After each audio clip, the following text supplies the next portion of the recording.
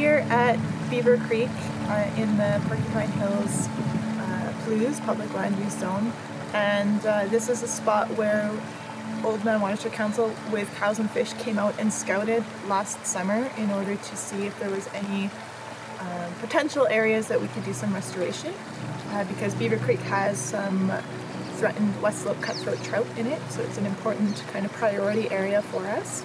And we've been working together with the government of Alberta last year to put together a restoration plan and get that approved. So now we are starting the work. So we've got a contractor who's working with VK Environmental out of, I believe, Beaver Mines, and we have 6 sites that they're working on this week. And it involves everything from decompacting some of the soil and the trails that we'll see maybe a little bit later on, to putting down some willows that will regrow and help stabilize the stream banks. So there's just willow stakes that will get buried. There's some revegetation happening through seeding, just putting grass seed and whatnot, native seeds down, as well as some plugs, so some small shrubs that would have been collected as native seeds nearby, grown into little plugs, they're called, because it's a little plug of soil, and they're getting planted along these stream banks and some of the old trailways as well. So these are all areas that are not designated trails. They're just areas where trails have been created, but the government's working on this restoration the recreation plan with designated trails. So we're helping out by, I guess, decommissioning some of the trails that aren't supposed to be here and funneling people to the trails that they're supposed to be using instead. And once some of that work has been done on the ground, so the decompacting of the soil, the planting, then we'll be putting in some fence posts, some hitching rail styles like what the government puts in, just to serve as a visual indication that these are areas people aren't supposed to go. And then there will be some signs being put up as well, explaining the importance of West Slope cutthroat trout and a little bit about the restoration work that's happening here, and encouraging people to stay on the trails and use bridges to keep their wheels out of water. So this is the designated trail that goes down to a bridge, which is the designated crossing over Beaver Creek here. So our plan is to put a sign here describing what work we're doing and a little bit about Beaver Creek and West Slope cutthroat trout. And then there are a couple non-designated trails. So there's a single track right here. So we were going to just put some hitching rails. You can see the marks on the ground we've put out to put some hitching rails, just to really clearly indicate to people that this is not designated. They shouldn't be going here. Don't go here.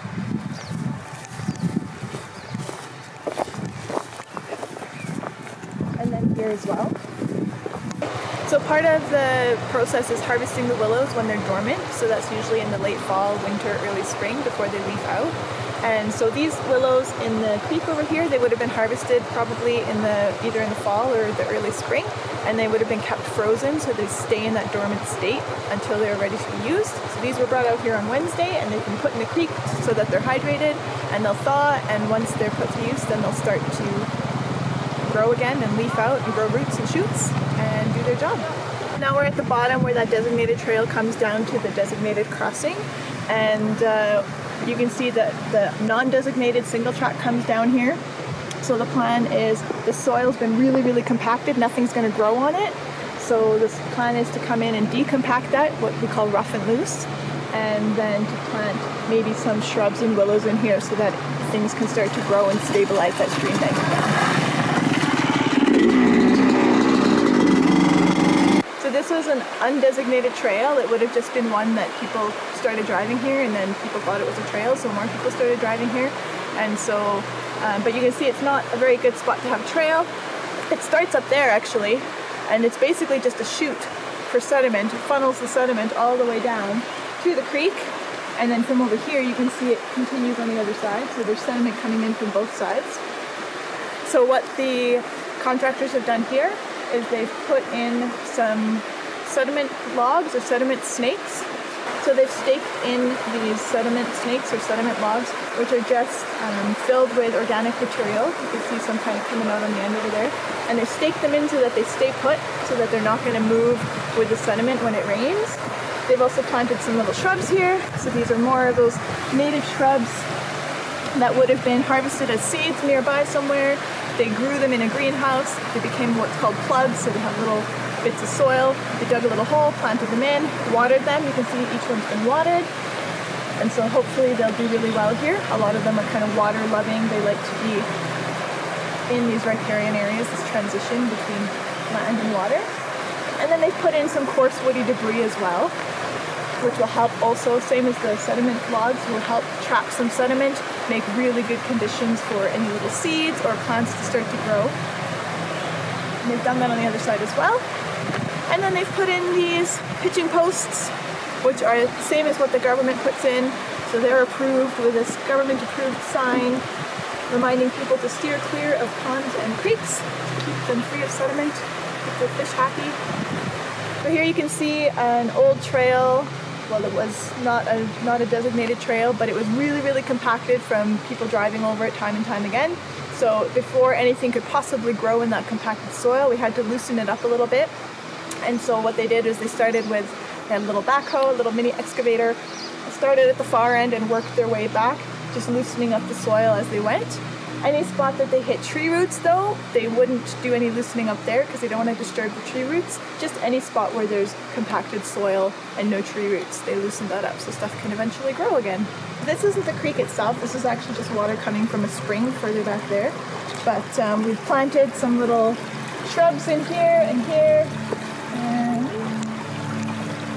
over in here, along the edges on either side here. Put some woody debris down just to help slow and trap some sediment as it's flowing. And there's a little side, almost like a little side creek over there. The creek itself is further that way. But this is all kind of the area that's going into the creek. So we want to make sure that we're keeping as much sediment here and out of the creek as possible.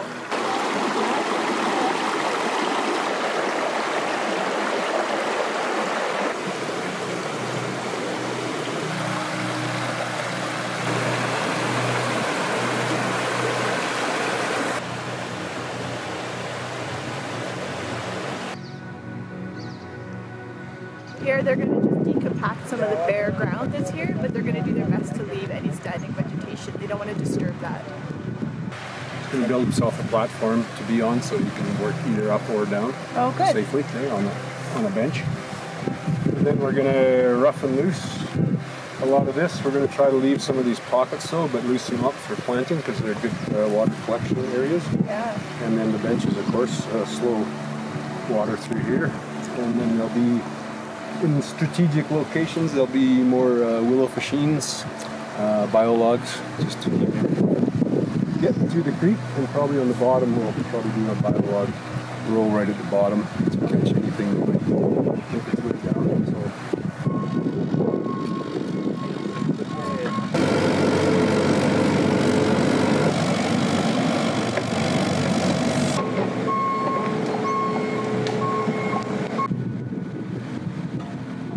So here they're just putting up some hitching rails to show people where they're not supposed to go, and then they'll be putting up some signs to say steer clear of ponds and creeks. Two-man portable auger that you hang on to for dear life to auger these post holes for the hitching rails, and then just tamp the posts in and put the top rail on and the sign, and we're good to go.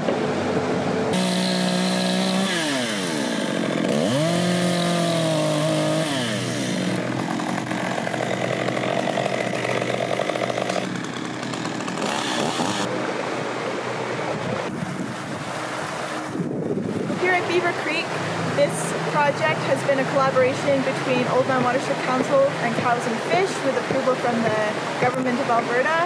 And at this site, we've got 6 different projects happening. Today we looked at 5 of those 6 sites, and they involve some trail decompaction, some laying of willows, some planting of seeds and live plants, some blocking off of non-designated trails and putting up some signs just to let people know where they should and shouldn't be going. And all of this will contribute to having a trail system that is user-friendly, easy to find, and that's more sustainable, which is great for all of us and the Western cutthroat trout that are swimming around in the creek.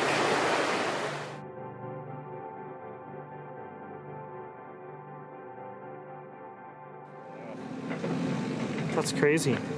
Not sure if it's that big. Yeah, it looks like another ant. It was definitely... I just cleaned it up. It won't stay running.